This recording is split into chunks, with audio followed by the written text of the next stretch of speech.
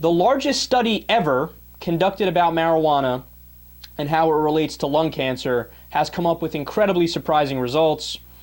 The National Institutes of Health's National Institute on Drug Abuse funded the University of California at Los Angeles and their study, which found that smoking marijuana does not cause lung cancer, and it doesn't seem to matter how much or how often it's smoked.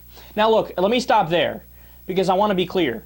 When I read that, I simply didn't believe it. I was like, no, that's bullshit.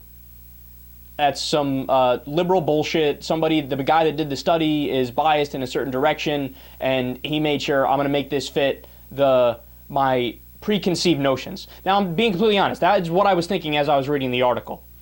By the end of the article, after I read it 3 times, I had changed my mind, and I believe it. So let me give you the specifics. Donald Tashkin is a pulmonologist at UCLA, and he studied marijuana for 30 years. Furthermore, Tashkin's work has previously established a tenuous link between marijuana smoking and negative health effects. For example, he found that marijuana tar contained higher concentrations of cancer-causing substances, and because of that, and the fact that marijuana smokers hold smoke deep in their lungs for an extended period of time, it previously seemed like the health effects of prolonged exposure would become increasingly damaging. Quote, earlier work established that marijuana does contain cancer-causing chemicals as potentially harmful as those in tobacco, he said. However, marijuana also contains the chemical THC, which he said may kill aging cells and keep them from becoming cancerous. The plot thickens even more. Hold on. So all the people in the study were asked about their lifetime use of marijuana, tobacco, and alcohol.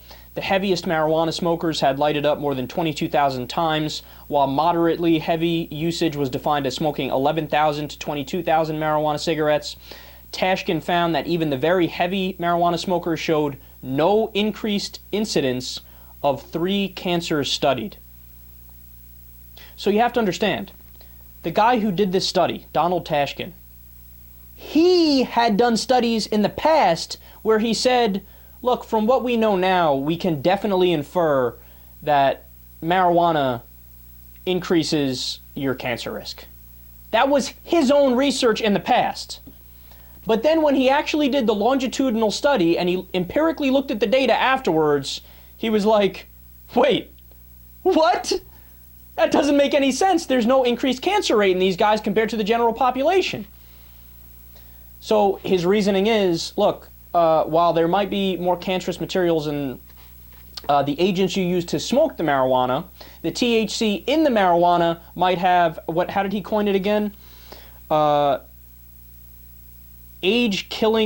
Kills aging cells and keeps them from becoming cancerous.